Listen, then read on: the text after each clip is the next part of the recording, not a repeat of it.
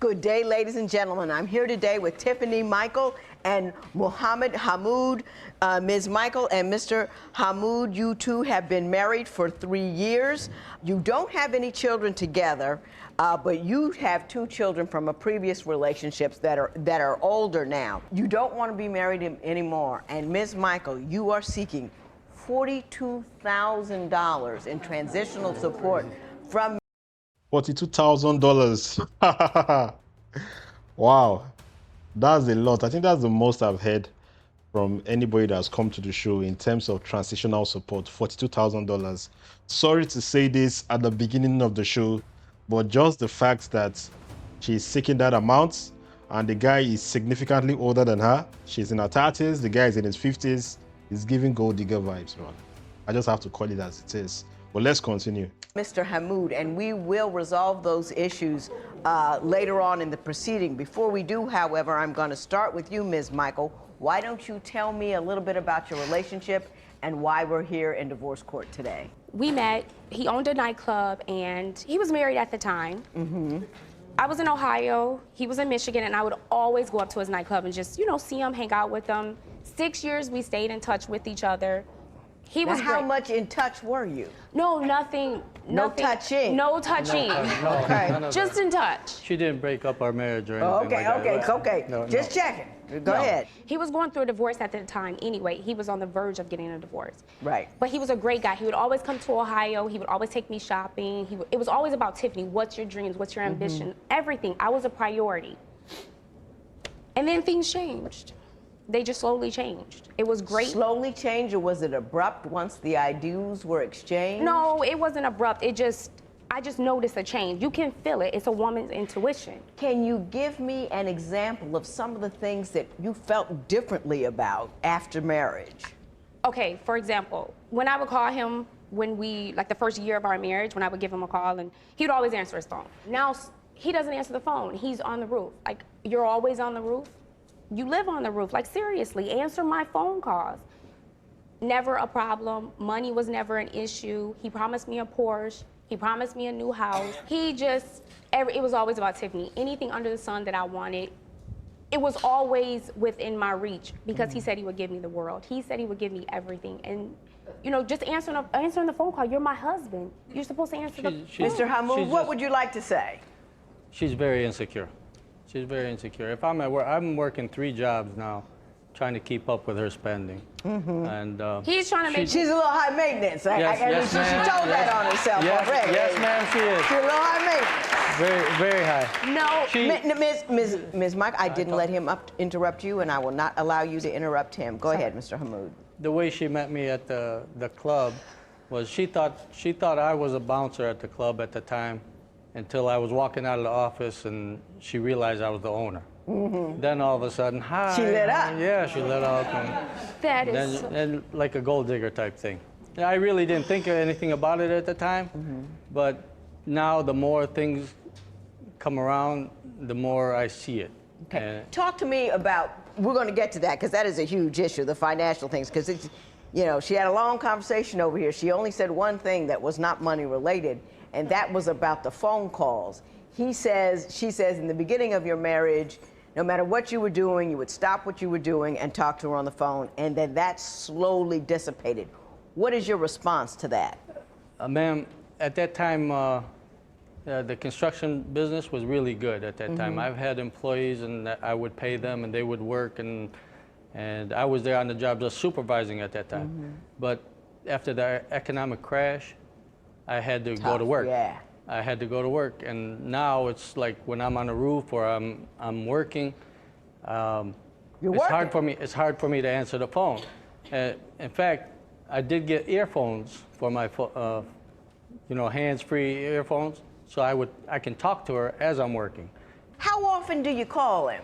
A lot. 50 times a day. No. How often do you call him? I do call him a lot, but I need a number. Give me a range. What's the 50 times a day. ballpark? maybe 50, maybe 10 times. Maybe. A day. It's gotta be more And than what that. do you want?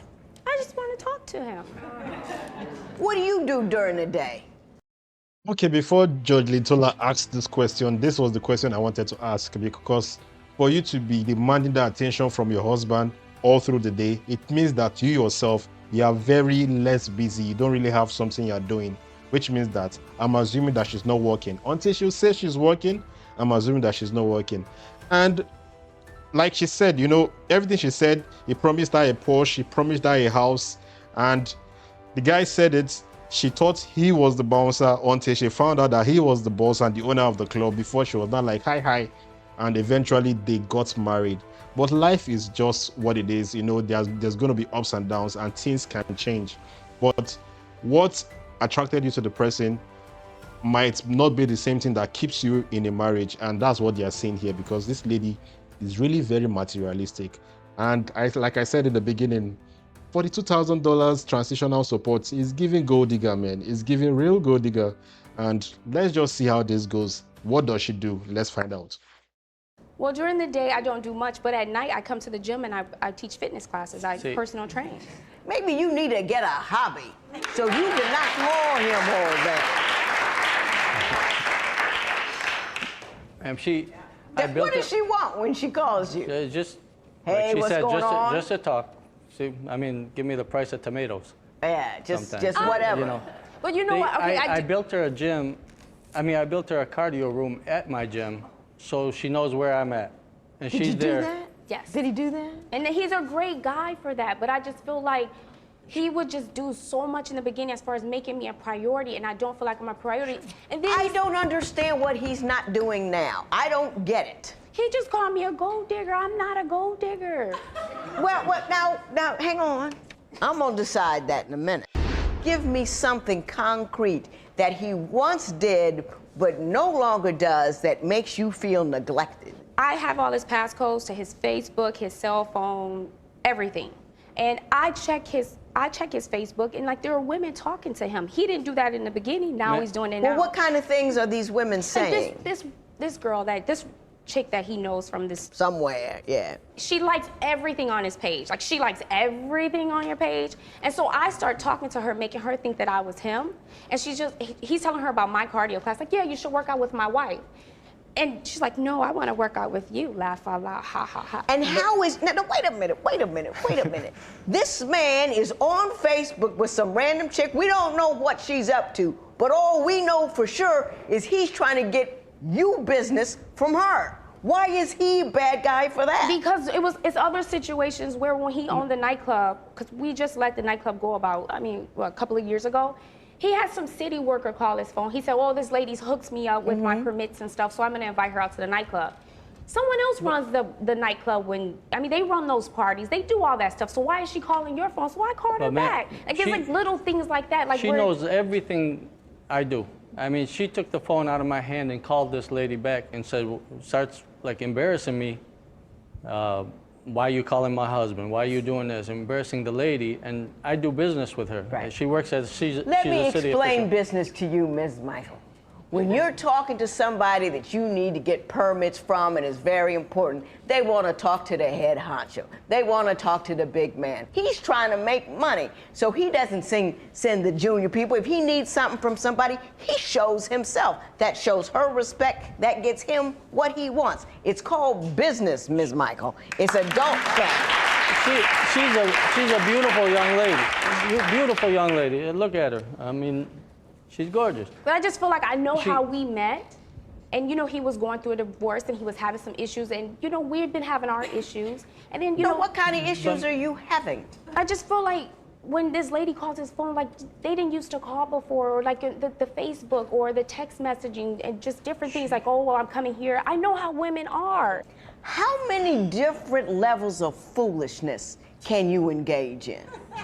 I don't understand how you could have a good-looking guy who thinks the sun rises and sets in your eyes, who works like a dog through good times and bad, who builds a space in his gym so you can practice your business, who talks to his other clients about going to you so you can have more money. I don't understand what it is you think you deserve that is better than that. I mean, what have you brought to the table? Judge Lyn Toler is really in that space where she's flogging this girl verbally. And truly, this lady deserves it. She deserves to be flogged verbally. So I think because the lady herself kind of like got to know the guy and the way she attracted him and eventually started dating him until they got married, makes her insecure that other girls are trying to do the same thing to get her husband now. And this can only happen when you know that you had ill intentions before getting married to the man. You know, if your mind was genuine and you really fell in love genuinely without looking at the materialism or the resources around this guy, you will not be in a space where you're so insecure about the other ladies around that are trying to get to him. He's an attractive, middle-aged man with resources. Definitely people will come through because you came through the same path. Other women will come through, but that doesn't mean you should be insecure. Focus on your own dealings, focus on your own doings, be appreciative of the fact that you have him. And the guy said it, that because of her trying to keep up with her spending, he's literally working 3 jobs.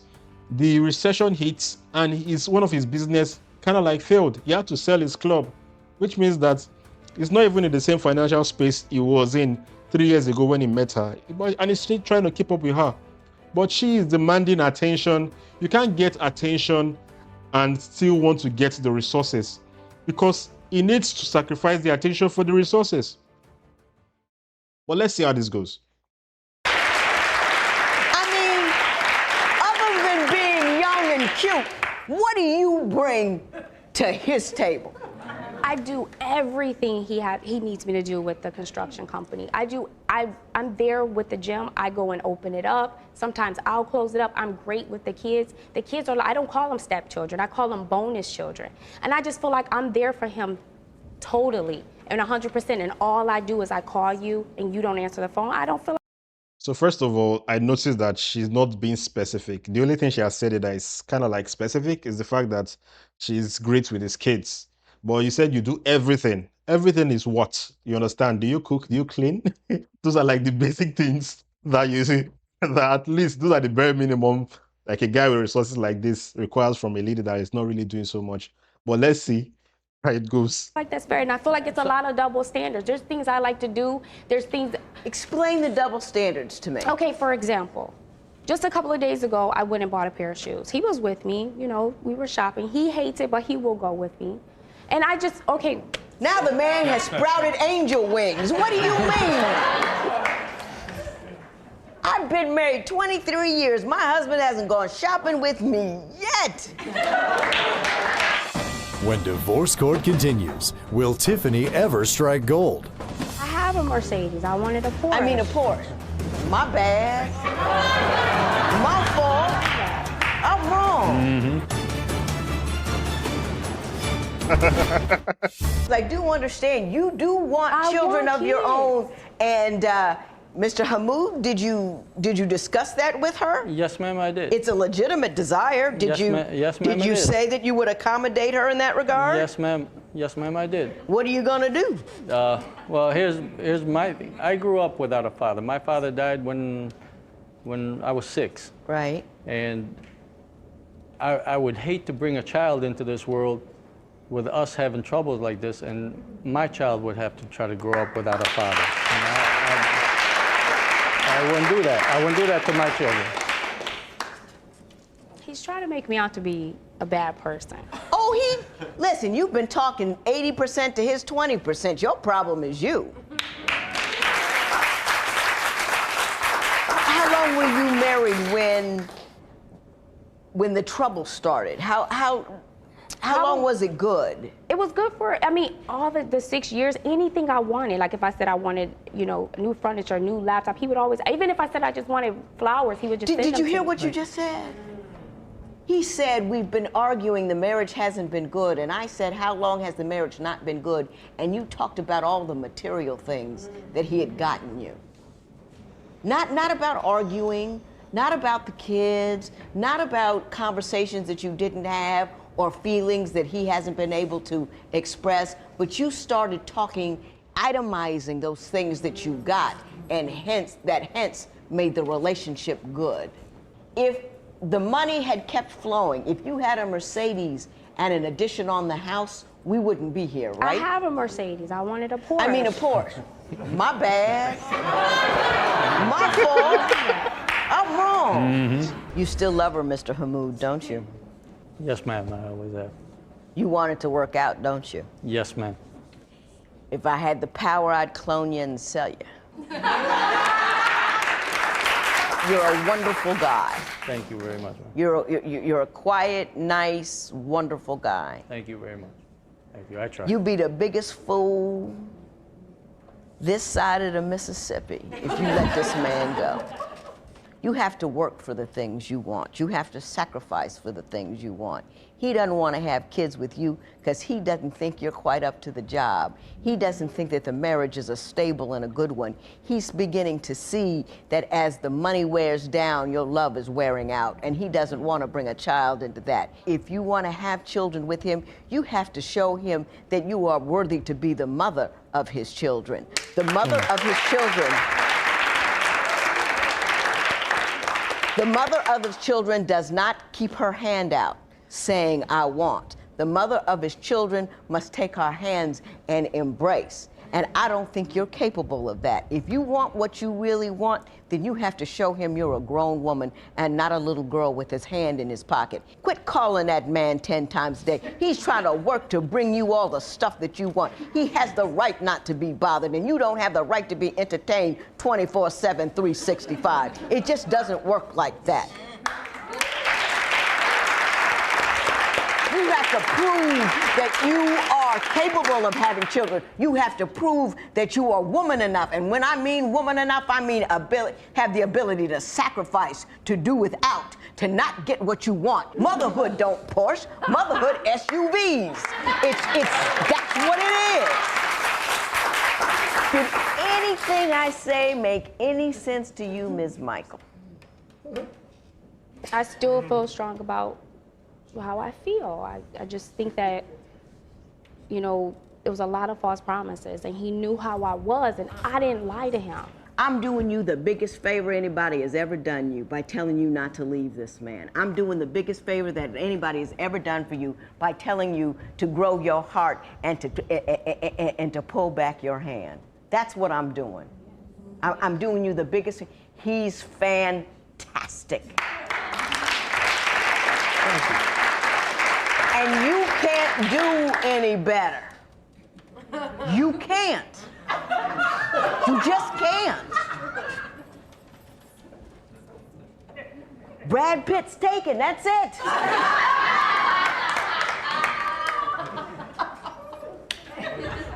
Oh, I do like you so. Thank you so much. Thank you. Yeah.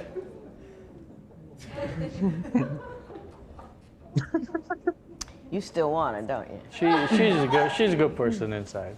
She really is. You just got to get it out of her. I'm gonna give you my book. It's called Making Marriage Work. It talks about what a wife does. It talks about what a husband does. It talks about what it takes to be married. And married isn't just giving and money and all this. It talks about all the stuff you need to do. You do that stuff, he'll give you those children, and eventually once the children get grown, you'll get your Porsche and all of that. But he loves you, and he must love you for a reason. I'm not gonna give you anything, because that $42,000 will be the worst investment you've ever made in your life. I'm giving you the obligation, the duty to try to make it work out with this guy, because he's gonna meet you more than halfway. There will be no recovery in this matter. It is so winning. All right. Parties may leave. He's stuck in her golden ways, and clearly she didn't want to budge and listen to what Judge Lyn Toler had to say in the courts and explain to her and actually tell her the hard truth that she is going to lose a good guy over the fact that she's being materialistic. And the $42,000 screams she just wants to get what she can get when she can get it from him as she leaves. Of course, the guy has a genuine reason not to want to have kids with you, because she wants kids to secure her marriage. He doesn't want kids because he sees that the marriage is insecure and unstable. So these two people are seeing it from two different lenses, and clearly the guy is on the right path. The lady herself, she's very, very materialistic. And the gold-digging ways, man, I think she needs to change, and I hope she does listen and try to change her ways after this tongue lashing by Judge Lyn Toler. Tell me what you think about this. I'll go by the name East Coast Prince. This is the East Coast Talks, and I'll see you on the next one. Peace.